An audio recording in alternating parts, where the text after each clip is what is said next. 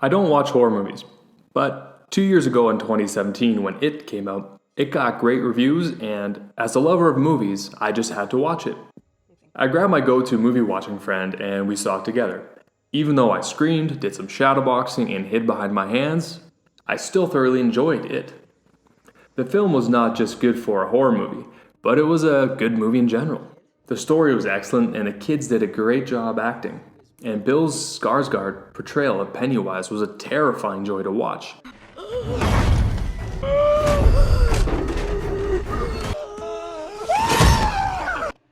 I ended up buying the movie when it came out on digital, and I even started listening to an audio version of It by Stephen King. It Chapter 1 as a movie was special, and it seemed like most people that I had talked to agreed with me.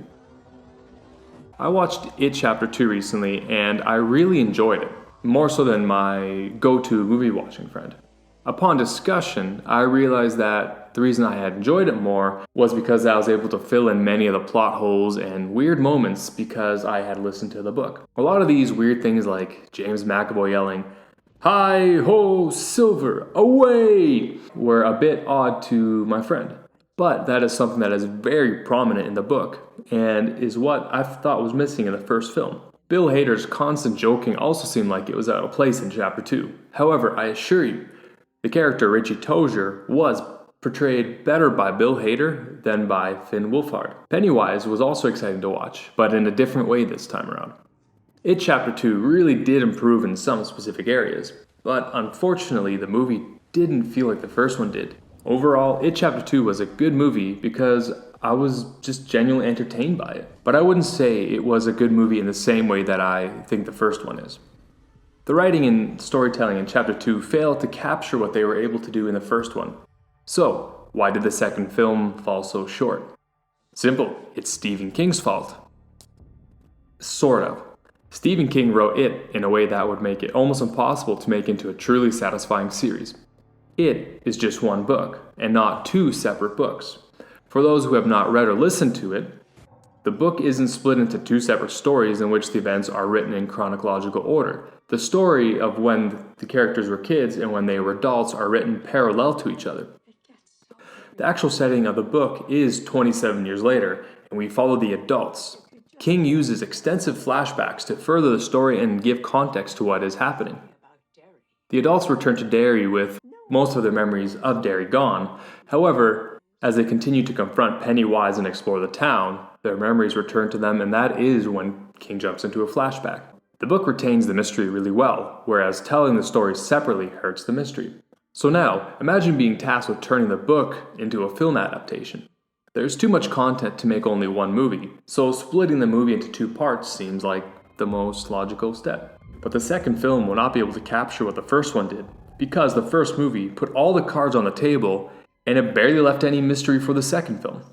That is the reason why Pennywise, although as entertaining as ever, loses most of his creepiness in the second film. There is no longer any mystery. We know exactly who he is, how he operates, what he is capable of, and we know that kids can beat him. All of this is learned in the first movie. In the book, when King finally reveals all of the mystery of how they defeat Pennywise as children, he does so at the same time as when they defeat him as adults. The films weren't able to withhold the mystery. So when Pennywise does his thing in Chapter 2, he does the same things he did in the first one. Albeit he does turn into different things, which makes it a little more interesting and new, but it's really the same thing.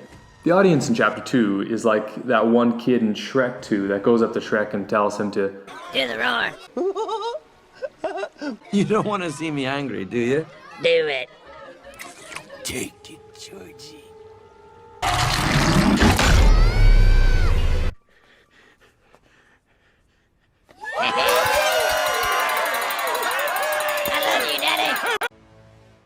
And instead of being afraid of Pennywise, like we did in the first one, we see him as a sideshow freak that we glean entertainment from. We want him to do his spine-tingling voice, but it is just something to simply be entertained by now. The events of the characters of when they were young and old are both important. However, the film adaptation had an uphill battle to climb with creating a satisfying sequel. I am so glad that the films were made, especially with the quality at which they were made. The acting, CGI, music, and directing was superb throughout both films, but unfortunately, there was no chance the second one could have been satisfying after everything had already been laid out in the first movie. Maybe someone will create a cut of the movies in a way that honors how the book is written. Now that would be the correct way to watch it. But either way, this is why Chapter 2 failed to live up to expectations. What do you think? Comment below.